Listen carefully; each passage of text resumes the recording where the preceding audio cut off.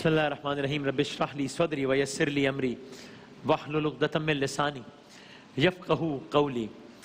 ہم ویسے تو بیان کر رہے ہیں کہ قیامت کے آثار اور قیامت سے پہلے کیا مناظر ہوں گے، لیکن آج ہم نے ذرا اس سلسلے کو ایک دن کے لیے روکا ہے کیونکہ آج ماں کے حوالے سے دن ہے، تو آج افطار کے قصے کا بھی انتخاب اسی عنوان سے کیا ہے۔ تو بات کرتے ہیں اس حوالے سے۔ سب سے پہلے یہ بات آپ سب جانتے ہیں، احادیث سے ثابت ہے کہ حج، قصہ ماں کے حوالے سے، لیکن حج کی بات کیوں ہو رہی ہے آگے آپ کو اندازہ ہوگا کہ حج کرنے کے بعد انسان گناہوں سے ایسے پاک ہو جاتا ہے جیسے کوئی نو مولود بچہ گناہوں سے پاک ہوتا ہے۔ جو بچہ اس دنیا میں آتا ہے اس کی ذمہ تو کوئی گناہ نہیں ہوتا، حج کے بعد ایسے گناہوں سے پاک ہو جاتا ہے۔ یعنی میں نے علماء کرام سے پوچھا تو سمجھانے کے لیے بتایا کہ مثلا ایک 70 سال کا گناہ گار آدمی ہو جس نے ساری زندگی صرف گناہ کیے اور وہ ایک مقبول حج کر لے، اس کا حج قبول ہو جائے، سارے گناہ معاف ہو جاتے ہیں۔ تو آپ اس بات کو ذہن میں رکھیے گا۔ اب سنیے داستان۔ ایک اللہ والے ہیں، لاکھوں حاجیوں کے ساتھ حج کر رہے ہیں، رحمتوں کا نزول ہو رہا ہے، برکتوں سے لطف اندوز ہو رہے ہیں۔ بلکہ میں نے آج صبح اخبار میں پڑھا کہ آج ہی فیصلہ ہونا ہے اس سال کے حج کے حوالے سے کہ وہ اس انداز سے ہو پائے گا یا کس سطح کا ہوگا۔ تو آئیں دعا کرے اللہ تعالیٰ اپنے حبیب احمد مجتبیٰ محمد مصطفیٰ صلی اللہ علیہ وآلہ وسلم کے صدقے میں جلد از جلد خانہ کعبہ کی، مسجد نبوی کی اور حج بیت اللہ کے وہ مناظر ہم دیکھ سکیں جو ہم ہمیشہ ہر سال دیکھتے ہیں انشاءاللہ۔ تو بہرحال یہ اللہ والے ہیں، حج کر رہے ہیں، برکتوں سے لطف اندوز ہو رہے ہیں، بالآخر حج مکمل ہوا۔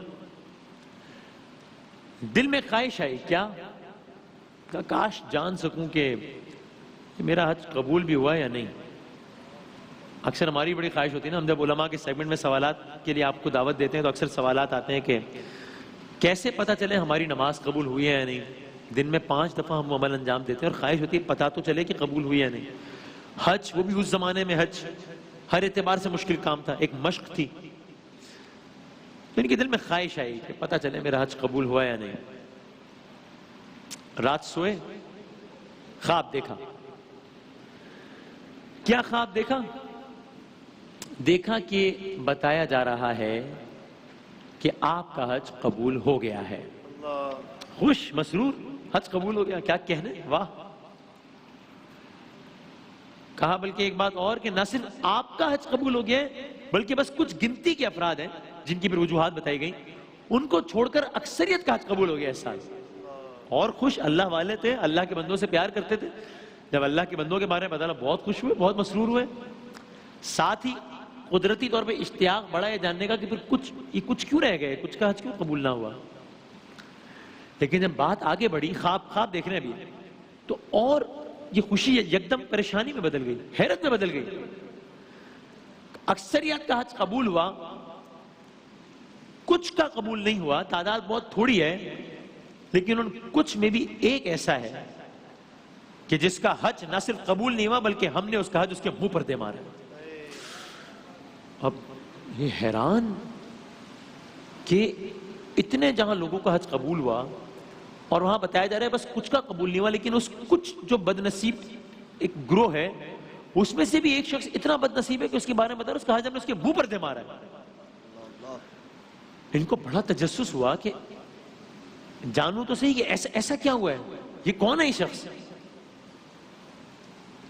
خواب دیکھ رہے ہیں، بتایا گیا یہ فلاں قبیلے سے تعلق رکھتا ہے شخص۔ اچھا، صبح ہوئی، اٹھے، اس شخص کی تلاش میں نکل پڑے۔ آپ کو سحر کا واقعہ یاد ہے، موسیٰ علیہ السلام اٹھے تھے چونکہ بتایا گیا تھا کہ فلاں شخص ہے، جنت میں آپ کا پڑوسی ہوگا۔ اشتیاق تھا دیکھوں تو صحیح ایسا کیا اچھا کر رہا ہے کہ جنت میں پڑوسی ہوگا۔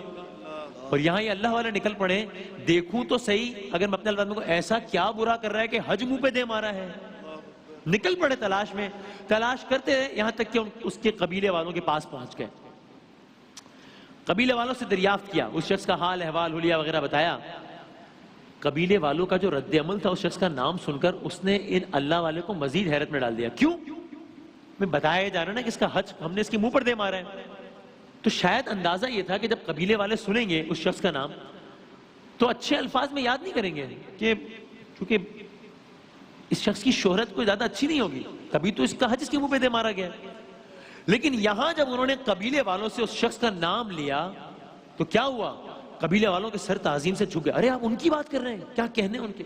یہ حیران کہ مجھے تو بتایا گیا اس شخص کے ساتھ یہ ہونے والا ہے یا یہ ہو چکا ہے, یہاں سب اس کا نام بھی ادب سے لے رہے ہیں. ارے آپ ان کی بات کر رہے ہیں, کیا کہنے ہیں, زبردست. اچھا کہا ذرا مجھے بتاؤ اس شخص کے بارے میں بتاؤ. کہا اللہ والا ہے, عابد ہے بہت. یعنی دیکھیے عجیب ہے یہ. صبح کے واقعے میں موسیٰ علیہ السلام کا پڑوسی کون ہوگا جنت میں؟ پڑوسی ہوگا جنت میں ان کا, لیکن بظاہر لگ رہا ہے کہ تو بالکل ہی نارمل کام کر رہا ہے, کوئی ایسی بات ہی نہیں ہے. اور یہاں کیا ہے, پتہ یہ ہے کہ حج منہ پہ دے مارا جائے گا, لیکن بظاہر شہرت کیا ہے, بڑا نیک نام ہے, عابد ہے, صوم و صلات کا پابند ہے بھائی. اچھا لوگوں نے بتایا کہ عبادت تو ایک طرف, ریاضت تو ایک طرف, نماز کی پابندی تو ایک طرف, روزے کی پابندی تو ایک طرف, بھائی اللہ تعالیٰ کی راہ میں خرچ کرنا تو ایک طرف. یہ آدمی تو اس زمانے کی بات ہو رہی ہے, مسلسل 1 سال سے نہیں, 2 سال سے نہیں, 3 سال سے نہیں, 30 سال سے نہیں, 40 سال سے حج کر رہا ہے, حج کر رہا ہے, اتنا متقی ہے.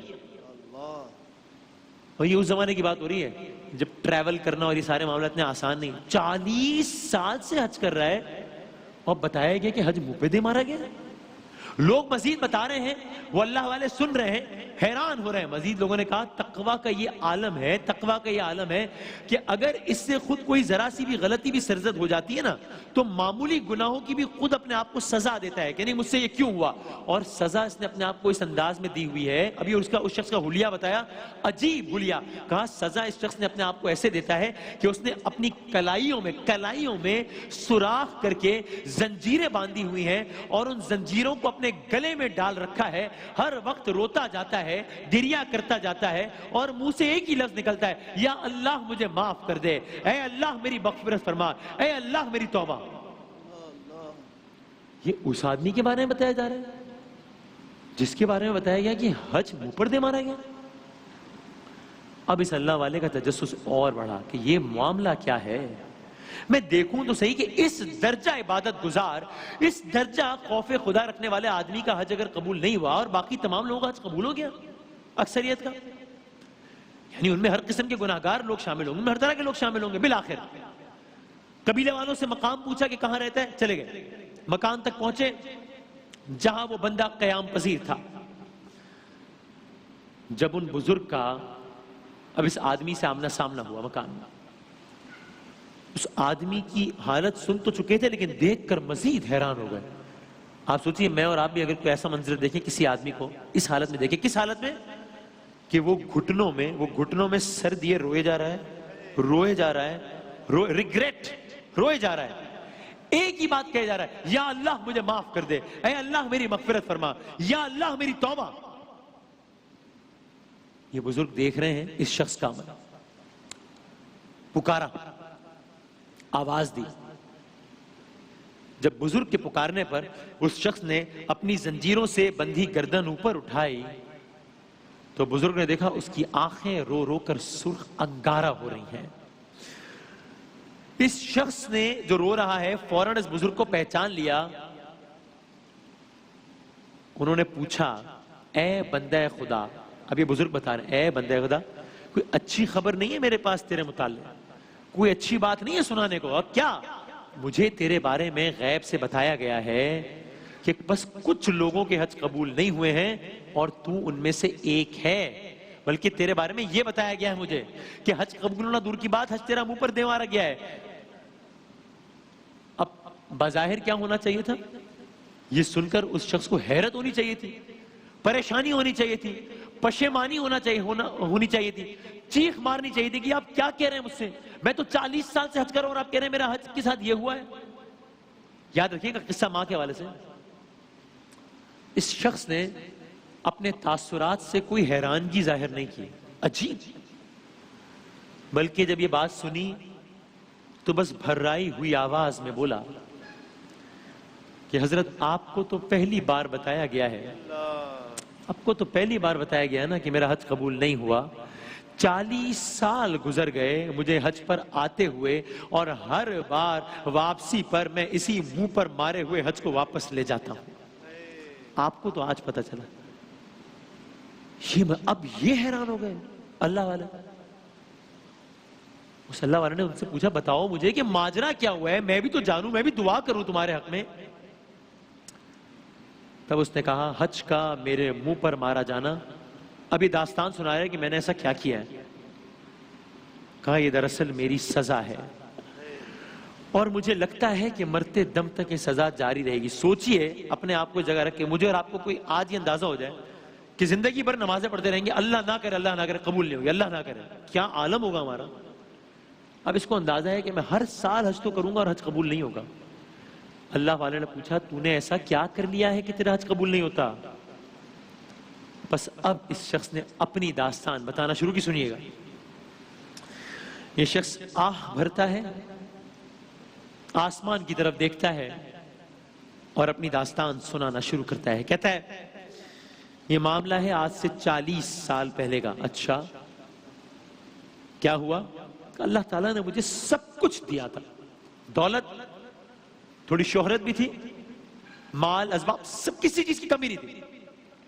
اچھا اس دولت اور مال اور اسباب اور شہرت کی وجہ سے مجھے کچھ غلط عادات لگ گئی.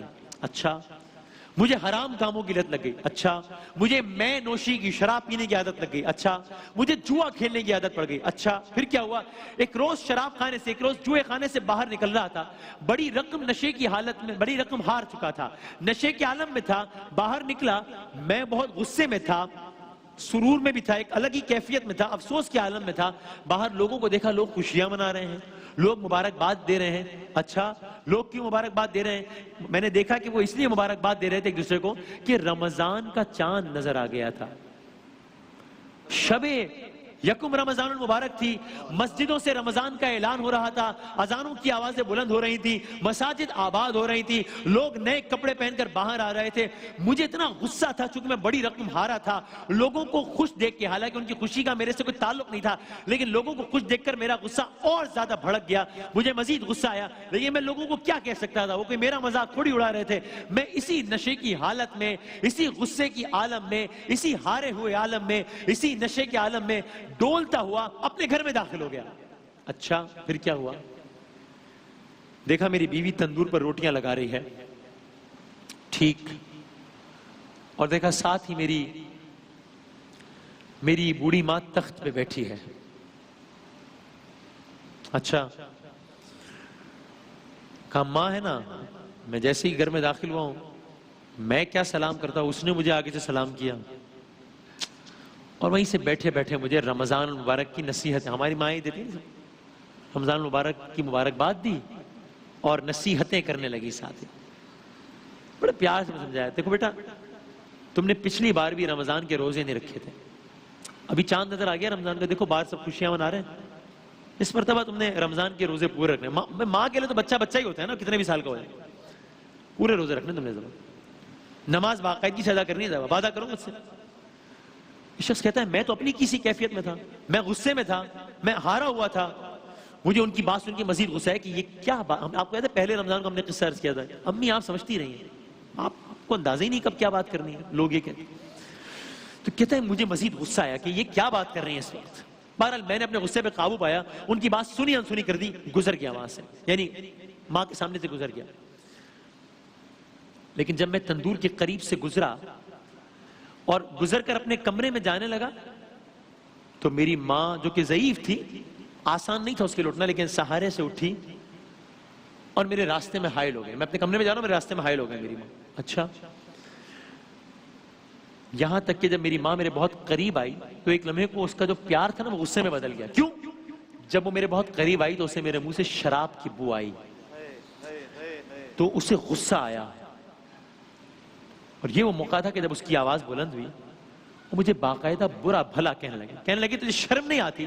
رمضان کا لوگ استقبال کر رہے ہیں، تو شراب کے نشے میں دھت ہے، کیا کر رہے تو اپنے ساتھ؟ تو نے مجھ سے پچھلے سال بھی وعدہ کیا تھا کہ تو اس رمضان اپنی اصلاح کرے گا، اور آج شب یکم رمضان ہے، تیرا یہ عالم ہے. بس میں نے ماں کو غصے میں دیکھا تو اب تک تو میں اپنا غصہ، اور میں یہ سوچ رہا تھا کہ میں نے بڑا اچھا اور نیک کام کیا ہے کہ مجھے اتنا غصہ آ رہا ہے، لیکن میں اپنی ماں پر غصے کا اظہار نہیں کر رہا. لیکن اب جب ماں نے بھی سامنے سے غصے کا اظہار کر دیا تو میں جو پہلے ہی اپنے حواس میں نہیں تھا، میں تو پہلے ہی اپنے حواس میں نہیں تھا، میں نے ایک خاص کیفیت میں آ کر، بہت غصے میں آ کر، شدید عالم میں آ کر، کچھ اس لمحے کچھ سوچا نہیں، کچھ اور سمجھا نہیں، بس ماں نے جیسے ہی مجھے اس بات پر ڈانٹا کہ تیرے منہ سے شراب کی بو آ رہی ہے، تو کب سدھرے گا، بس یہ وہ لمحہ تھا کہ میں نے اپنی ماں کو پہلے غصے میں شدید انداز سے پکڑا اور پھر غصے میں اس کو ایسا دھکا دیا کہ وہ تندور میں جا گری۔ اللہ اکبر۔ اس سے پہلے کہ بس یہ سب کچھ اتنا لمحوں میں ہوا کہ اس سے پہلے کہ شراب کے نشے سے دھت میرا ذہن کوئی دوسری سوچ اپنے ذہن میں لاتا، کوئی سیکنڈ تھاٹ آتی، کوئی دوسری بات سوچتا، میری ماں نے چیخ چیخ کر اس کے چہرے پر پہلے ایک لمحے کے وہ حیرانگی کے اثرات کہ یہ کیا کر دیا میں نے، یہ میرے بیٹے نے میرے ساتھ کیا کیا، اور پھر دوسرے لمحے میں کرب کے اثرات، وہ اثرات میں کبھی بھولتا نہیں ہوں، بس میری ماں چیختی رہی اور چیخ چیخ کر میری ماں نے تندور میں ہی جان دے دی۔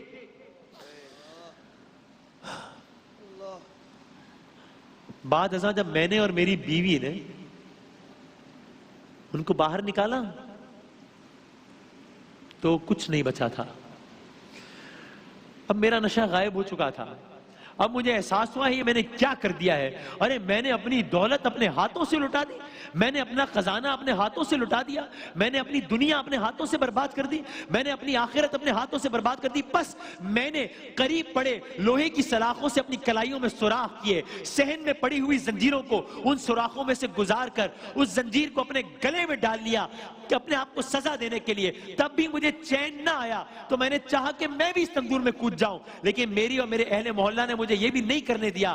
ادھر ماں کو دفن کیا گیا، وہ تو مر کے دفن ہو گئی، ادھر میں زندہ دفن ہو گیا۔ کہتا ہے بس 40 سال سے میں اسی حالت میں سینکڑوں میل کا فاصلہ پیدل طے کر کے حج کے لیے آتا ہوں، اور جواب یہ ملتا ہے کہ کوئی اللہ والا آ کر بتا جاتا ہے کہ تیرا حج تو تیرے منہ پر مار دیا گیا۔ بس یہ بزرگ خاموشی سے اٹھے، واپس آئے، سجدے میں گرے، روئے، گڑ گڑائے، اس کی معافی کے لیے دعا کرنے لگے کہ ایسے میں ان بزرگ کی پھر آنکھ لگ گئی۔ انہوں نے پھر خواب دیکھا، خواب میں ان کو بتایا گیا کہ وہ آدمی ہی صرف عذاب کا شکار نہیں ہے، صرف وہ آدمی عذاب کا شکار نہیں ہے، اس کی ماں بھی قبر میں اذیت کا شکار ہے۔ وہ کیوں اذیت کا شکار ہے؟ ارے اس کی ماں بھی 40 سال سے اپنے بچے کی مغفرت کے لیے دعا کر رہی ہے۔ یعنی وہ ماں کہ جو اس دنیا سے اس لیے گئی تھی کہ اس کے بچے نے اسے دھکا دے دیا تھا تندور میں، جس کی وجہ سے وہ دنیا میں عذاب کا شکار ہے، وہ ماں بھی مضطرب ہے، اپنے بچے کی مغفرت کے لیے دعا کر رہی ہے، تو بس ہم نے اس کی دعا کو قبول کر لیا ہے۔ بس یہ سننا تھا، یہ بزرگ دوڑتا ہوا تقریباً اس شخص کے گھر گیا کہ اس کو اس بات کی خوشخبری سنائے، لیکن وہاں جا کر اسے پتا چلا کہ خوشخبری سننے کے لیے وہ شخص زندہ نہیں رہا، اس کی روح پرواز کر گئی تھی۔ اللہ تعالیٰ ہم سب کو اپنے ماں باپ کا، خاص طور اپنی ماں کا سچا فرما بردار اولاد بننے کی توفیق عطا فرمائے۔ وقفے کے بعد حاضر ہوتے ہیں۔ یہی